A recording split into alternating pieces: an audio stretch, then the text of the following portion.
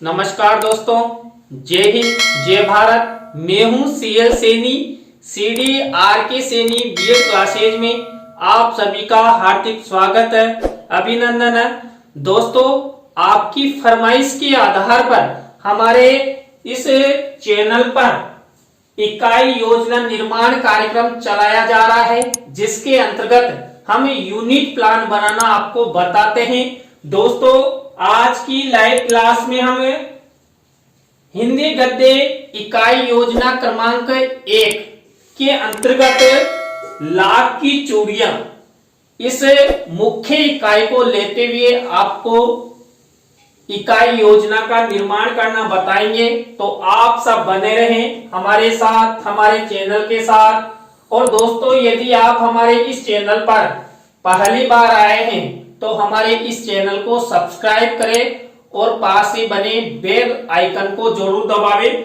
दोस्तों, हम full lesson plan तो आसानी से बना सकते हैं, लेकिन जो यूनिट प्लान बनाया जाता है, इस यूनिट प्लान को बनाने में बहुत दिक्कत होती है, क्योंकि फुल लेसन प्लान में तो हम हर तरह की विषय वस्तु का समायोजन कर सकते हैं, लेकिन जो यूनिट प्लान बनाया जाता है उसमें फुल लेसन प्लान का शॉर्ट रूप अपनाया जाता है और विषय वस्तु और सारे प्रारूप को एक ही पेज में लाने का प्रयास किया जाता है। तो इसलिए थोड़ी परेशानी होती है। इसलिए आप इस हिंदी गद्य पाठ योजना के यूनिट प्लान को अच्छे से समझे। दोस्तों, यहां पर मैं आपको इस यूनिट प्लान को जूम करके भी बता दूंगा, इसलिए आप ज्यादा टेंशन ना लेंगे, क्योंकि यहां पर अधिक मैटर होने से इस यूनिट प्लान को हमने केवल 11 के फॉन्ट में ही टाइप किया है। दोस्तों, ये हिंदी गद्य यूनिट प्लान के अंतर्गत हम क्या क्या करते हैं, कौन कौन से कॉलम होते हैं, कौन कौन से शिक्षण बिंदु होते हैं। तो दोस्तों, यहां पर आप सबसे पहले देखिए, जैसे फुल लेसन प्लान में वही श्याम पट पूर्ति की तरह मैटर होता है और यहाँ पर केवल उप इकाई का नाम रहता है। तो देखिए, हिंदी में जैसे हम गद्य पद्य व्याकरण की पाठ योजनाएं बनाते हैं तो ज्यादातर उप इकाई नहीं होती है, केवल व्याकरण में हम उप इकाई बना सकते हैं, लेकिन गद्य पद्य में एक ही इकाई पर हम पाठ योजना का निर्माण करते हैं। तो दोस्तों, यहाँ पर देखिए, इस तरह ये श्यामपट पूर्ति की तरह आपको ये मैटर बनाना है। इसके बाद देखिए, आपको ये कॉलम दिखाई दे रहे होंगे, यहां पर देखिए ये। इसके बाद देखिए दोस्तों, हम आपको ये फुल लेसन प्लान दिखाते हैं। यहां से अब आप देखिए, इसको हम अलग अलग रूप में आपको समझा भी देंगे, आप ध्यान से देखिएगा।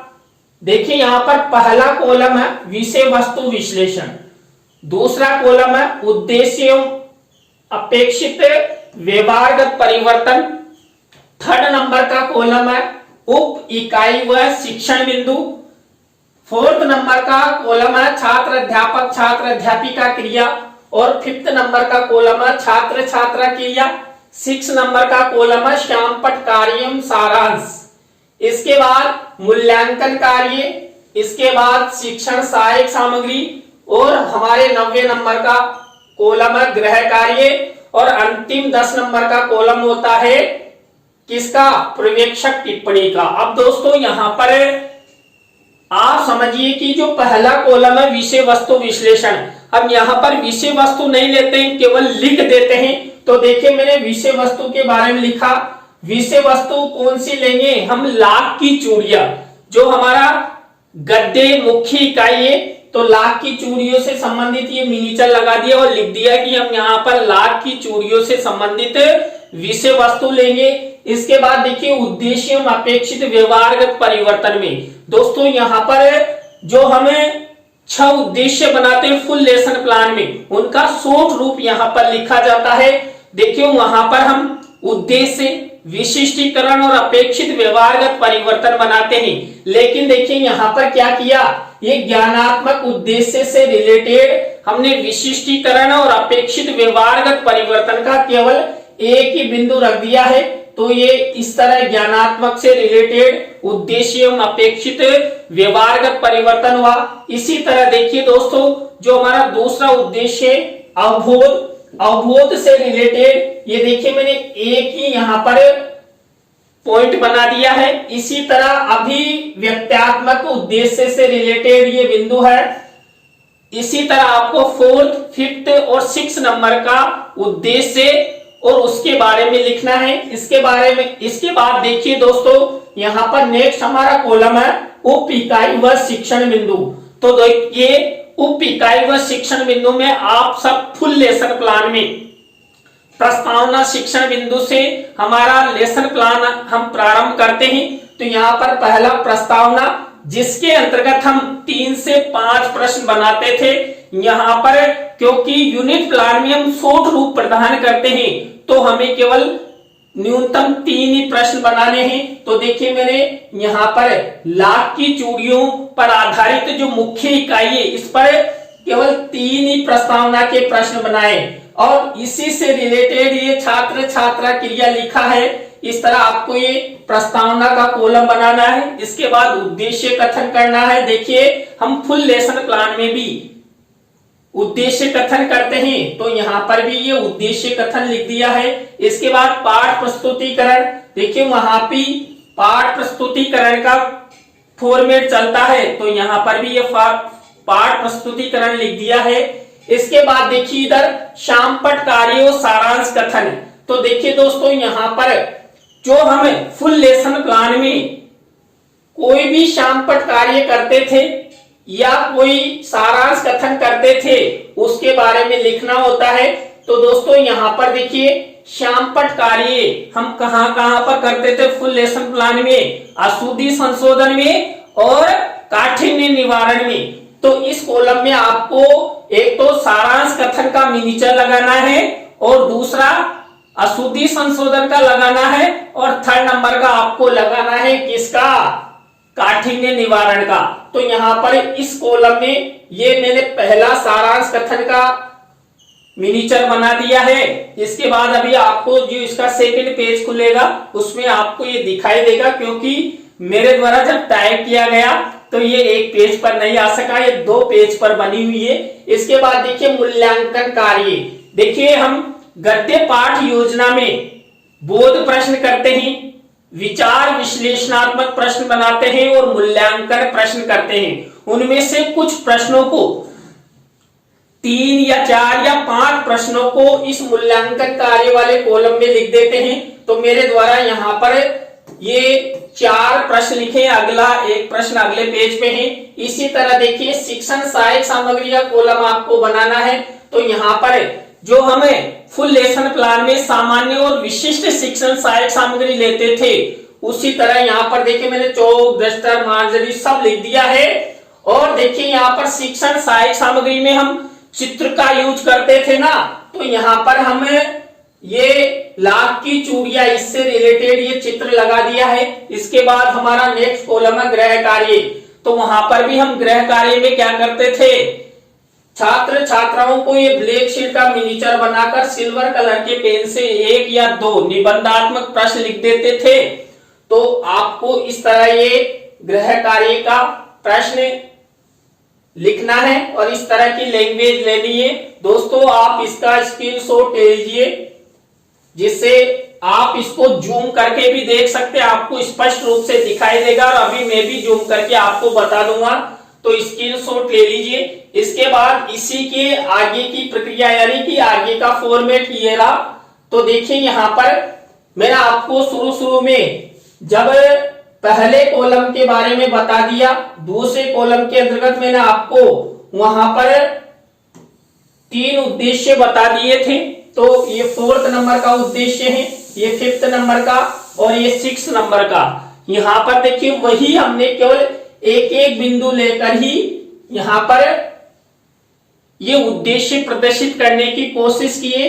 इसके बाद देखिए हमारा 3rd नंबर का जो कॉलम था शिक्षण बिंदु व उप इकाई। तो यहाँ पर देखिए ये आदर्श वाचन, अनुकरण वाचन, अशुद्धि संशोधन, काठिन्य निवारण और मौन वाचन, यहाँ तक की स्टेप हमने बना ली। इसके बाद देखिए नेक्स्ट स्टेप के अंतर्गत हम क्या बनाते हैं। नेक्स्ट स्टेप के अंतर्गत यहाँ पर जो छात्र अध्यापक छात्र अध्यापिका क्रिया थी, इससे रिलेटेड ये कॉलम था, छात्र छात्रा क्रिया से रिलेटेड। तो हम फुल लेसन प्लान में जो आदर्श वाचन के बारे में लिखते थे उसके बारे में यहाँ पर ये लैंग्वेज लिख देना है। इसके बाद अनुकरण वाचन से रिलेटेड ये लैंग्वेज हो गई, ये छात्र अध्यापक छात्र अध्यापिका क्रिया हो गई, ये छात्र छात्रा क्रिया हो गई। इसके बाद अशुद्धि संशोधन, देखिए अशुद्धि संशोधन से रिलेटेड ये लैंग्वेज। अब यहाँ पर देखिए मैंने आपको बताया था 6 नंबर के कॉलम में हम यहाँ पर श्यामपट कार्य वाला जो मिनीचर लगाते थे, तो मैंने यहाँ पर देखिए ये अशुद्धि संशोधन का ब्लैक शीट पर ये मिनीचर लगाया है। तो ये अशुद्धि संशोधन का मिनीचर है, मैंने लिख दिया है।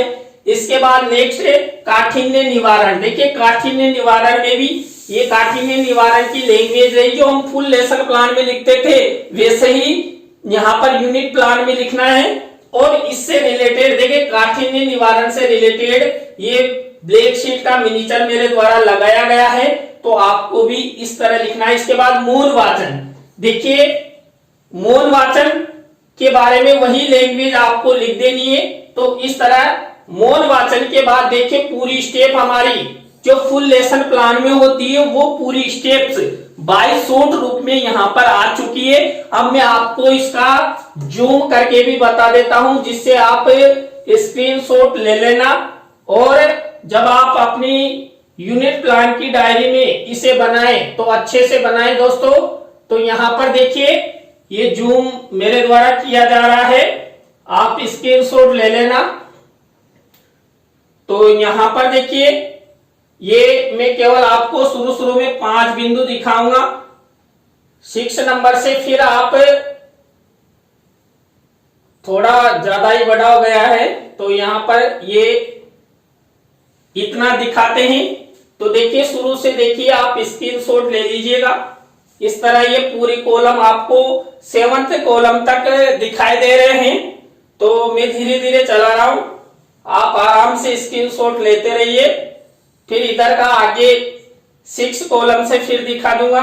ये देखिए आप स्क्रीनशॉट लेते रहिए दोस्तों। यदि आपको मेरा ये यूनिट प्लान अच्छा लग रहा हो तो आप इसे लाइक कमेंट्स और शेयर करते रहिएगा दोस्तों। और आप इसी तरह हमारा सपोर्ट बनाए रखेंगे तो हम आपके सभी जो भी विषय हैं उन पर यूनिट प्लान बनाएंगे और आपको फुल सपोर्ट करते रहेंगे। इसके बाद देखिए हम इधर का आपको दिखाते हैं, ये 6 से 10 नंबर का, ये शुरू से देखिए यहां से स्क्रीनशॉट ले लीजिए। अब फिर से इधर का देखिए, ये दोस्तों इस तरह आपको ये यूनिट प्लान बनाना है और फुल लेसन प्लान का शॉर्ट रूप आपको अपनाना है। तो देखिए दोस्तों जल्दी से इसको शेयर भी कर दीजिए। तो दोस्तों ये आपने स्क्रीनशॉट भी ले लिया होगा। तो इस तरह आपको ये यूनिट प्लान बनाना है। तो दोस्तों आज की लाइव क्लास के अंतर्गत जो हमने हिंदी गद्य यूनिट प्लान आपको बताया, ये कैसा लगा कमेंट्स में हमें जरूर बताएं। अच्छा लगा हो तो लाइक करें, कमेंट्स करें और शेयर जरूर करें दोस्तों। तो आज के लिए बस इतना ही। जय हिंद, जय भारत, राम राम सा।